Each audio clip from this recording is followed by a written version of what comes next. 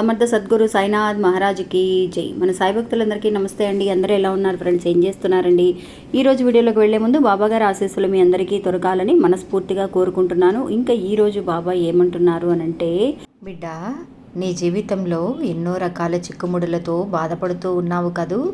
అలాంటి చిక్కుముడుల నుంచి నువ్వు బయటపడాలి అని అంటే కనుక నీకు ఒక మంచి మార్గాన్ని నేను చెబుతాను, విను.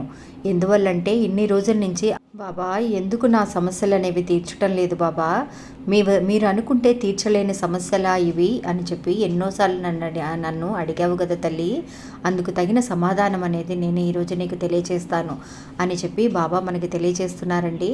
ఎందుకు బాబా ఇలా అంటున్నారు? మనకున్న చిక్కుముడలని మనం ఏం చేస్తే దాని నుంచి మనం బయటపడగలుగుతామనేది బాబా ఈరోజు చెప్పే మాటల ద్వారా తెలుసుకుందామండి. ఇంకా వీడియోలోకి వెళ్ళడానికి ముందుగా మన ఛానల్ని ఎవరైతే కనుక కొత్తగా చూస్తున్నారో వాళ్ళు ప్లీజ్ సబ్స్క్రైబ్ చేసుకోండి ఫ్రెండ్స్. మీకు వీడియో నచ్చితే కనుక ఒక చిన్న లైక్ చేసి సపోర్ట్ చేయండి. మీ ఫ్రెండ్స్ అందరికి కూడా షేర్ చేయండి. సాధారణంగా అండి మనం పెట్టే వీడియోస్ అన్నీ కూడా చాలా మంచి మంచి మెసేజెస్ అండి. ఎన్నో వందల మెసేజెస్ వస్తూ ఉన్నాయి. నేను అన్నిటికీ కూడా రెస్పాన్స్ ఇవ్వలేకపోతున్నాను. చూసినంత వరకు కూడా చూసి ఎంతో సంతోషపడుతున్నానండి. కమెంట్స్ అన్నీ చూస్తూ ఉంటాను, ఫాస్ట్గా అన్నీ చదువుతూ ఉంటాను. కరెక్ట్గా రిప్లై ఒక్కొక్కసారి ఇవ్వలేకపోతున్నాను. అవి చదివినప్పుడు నాకు అనిపిస్తుందండి, మీ అందరికీ ఎలాగైతే బాబానే మాతో మాట్లాడుతున్నట్టుంది అని ఎలా అయితే హ్యాపీగా ఫీల్ అవుతున్నారో అలాగే బాబానే నాకు కూడా రిప్లై ఇస్తున్నారు, నాకు కూడా సమాధానం చెబుతున్నారు అని నాకు కూడా హ్యాపీగా అనిపిస్తుందండి. అందువల్ల మనందరము కూడా ఇలా ఒక కుటుంబంలా తయారయ్యాము అని అంటే కనుక ఇదంతా కూడా బాబాగారి ఆశీర్వాదమేనండి. మన జీవితాంతము కూడా మన కుటుంబ సభ్యులందరము కూడా ఇలాగే ఉండాలని, మన కుటుంబంలో సభ్యులు అనేవాళ్ళు ఇంకా ఎంతోమంది పెరగాలని నేను మనస్ఫూర్తిగా కోరుకుంటున్నాను. ఇది మీరందరూ కూడా అనుకుంటేనే జరుగుతుందండి. అలాగా ఇంకా ఈరోజు వీడియోలోకి వెళదాం. బాబా సాధారణంగా అండి మనందరము కూడా ఎన్నో రకాల సమస్యలండి, కొన్ని సమస్యలు అనేవి చాలా చిక్కుముడులు పడి ఉంటాయన్నమాట. అంటే ఈ సమస్య అంత తొందరగా తీరటం లేదు అని అంటే దానికి కారణం ఏంటండి? మనకి కర్మఫలాలని చెప్పి మనం అనుకుంటూ ఉంటాము. పోయిన జన్మలో చేసిన పాపపుణ్యాల వల్ల ఈ జన్మలో మన కర్మఫలాలు అనుభవిస్తున్నాము అని. అంతేకాకుండా ఒక సమస్య వెనకాల అది తీరటం లేదు అని అంటే ఎన్నో రకాల చిక్కుముళ్ళు ఉంటాయండి. ఇప్పుడు ఒక భూమిని మనం కొనాలి అని వెళుతూ ఉంటాం. అలాంటి ఆ భూమి కొనాలి అని అనుకున్నప్పుడు దాంట్లో మనం చూస్తూ ఉంటాం అన్ని పేపర్లన్నీ కూడా కరెక్ట్గా ఉన్నాయా లేదా, ఏదైనా సమస్యలు ఉన్నాయా ఆ భూమి మీద.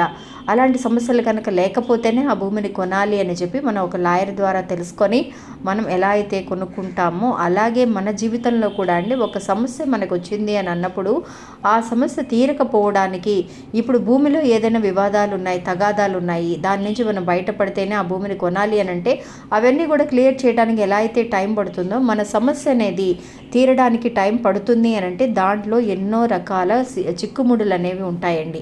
అవి మనకి కొన్ని తెలుస్తాయి, కొన్ని తెలియవు. కొన్ని మనకు తెలుస్తాయి, దీని వల్లే ప్రాబ్లం వచ్చింది, ఈ మాటలో ఇలాంటి వాళ్ళ వల్ల ప్రాబ్లం వచ్చింది, ఇలాంటి గొడవల వల్ల ఈ ప్రాబ్లం వచ్చింది అని చెప్పి మనం సరిచేయాలని వాళ్ళ ద్వారా కానీ లేదంటే ఎవరితో అయితే గొడవ పడ్డామో వాళ్ళకి సారీ చెప్పడం కానీ మళ్ళీ కలవాలని అనుకుంటూ ఉంటామండి. కానీ ఏదో ఒక ఆటంకాలు వస్తూ ఉంటాయి, ఏదో ఒక ప్రాబ్లం వచ్చి మధ్యలోనే ఆగిపోతూ ఉంటుంది. ఒక్కొక్క మంచి పని కూడా మనం అనుకున్న టైంకి కంప్లీట్ చేయలేకపోతూ ఉంటామండి.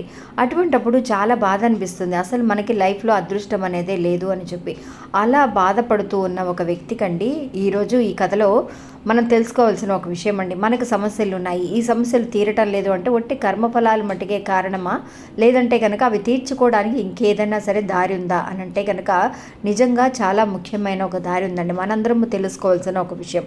నిజంగా మనందరికీ కూడా తెలుసండి, మనం ఏదైనా చేసిన తప్పుల వల్ల ఒక శని భగవానుడి వల్ల, శని దోషం కానీ శని భగవానుడి వల్ల కానీ నిజంగా మనకి ఏదైనా సరే దోషాలు ఉన్నా, చేసిన తప్పుల వల్ల మనం ఏదైనా సరే అనుభవిస్తున్నాము అని చెప్పి మనకు ఒక్కొక్కసారి అనిపిస్తూ ఉంటుంది.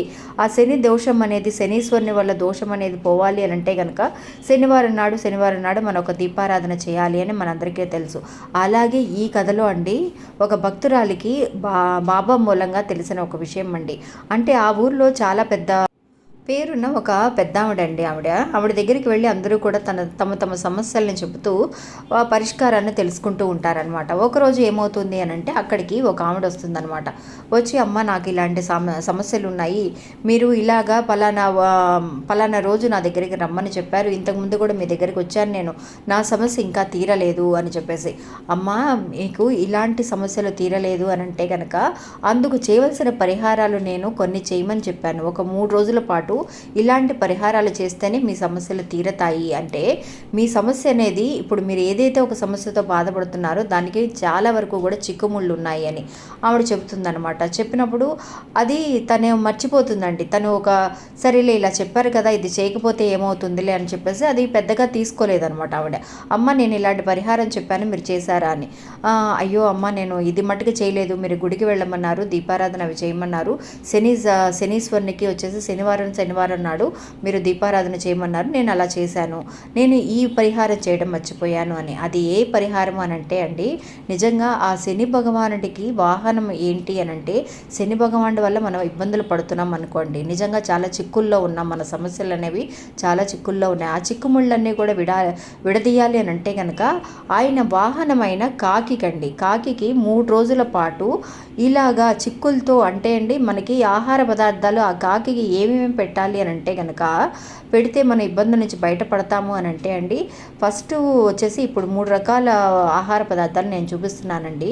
ఇలాంటి ఆహార పదార్థాలను కాకికి పెట్టాలంటండి. ఎందువల్లంటే మనం ఇవి ఎలా ఉంటాయి అని అంటే చాలా వరకు కూడా మనం చిక్కులతో ఉన్నట్టుగా ఉంటాయి అన్నమాట. అంటే చక్రాలు మన ఇంట్లో వండుతూ ఉంటాం కదా, ఆ చక్రాలు అనేవి ఎలా ఉంటాయండి, చాలా వరకు కూడా రౌండ్గా ఒకదాని మీద ఒకటి చిక్కు పడుతున్నట్టుగా ఉంటాయండి. ఈ చక్రాలు కానీ, లేదంటే జిలేబీ కానీ, జాంగ్రీ కానీ, లేదంటే కనుక ఇడియాపం అనే ఒక ఇది ఉంటుందండి. ఇడియాపం అనేది మీ అందరికి కూడా తెలిసే ఉంటుంది. అవి కూడా ఎలా ఉంటాయి అని అంటే చాలా వరకు కూడా ఇలాగ చిక్కులతో కలిసి ఉన్నట్టుగా అనిపిస్తాయండి. ఏదైతే ఇలాంటి ఆహార పదార్థాలు ఉన్నాయో అవి గనక మన కాకులకి పెడితే 3 రోజుల పాటు ఒక్కొక్క రోజు ఒక్కొక్క రకమైన ఆహారాన్ని, అంటే ఒకరోజు చక్రాలు తీసుకొచ్చి పెట్టామనుకోండి కాకులకి, అదొక రోజు, రెండో రోజు వచ్చేసి జిలేబీ కానీ జాంగ్రీ కానీ, ఏముందండి ఒక్కటి చాలు, ఒక్క ముక్క చిన్న ఒక జాంగ్రీ, ఒక జిలేబీ, లేదంటే ఒక చక్రం, అలాగా కొంచెం ఒక ఇడియాపం ఒక్కొక్క రోజు ఒక్కొక్కటి పెట్టామనుకోండి, నిజంగా మనకున్న చిక్కుముళ్ళన్నీ కూడా ఆ శని భగవానుడి దయ వల్ల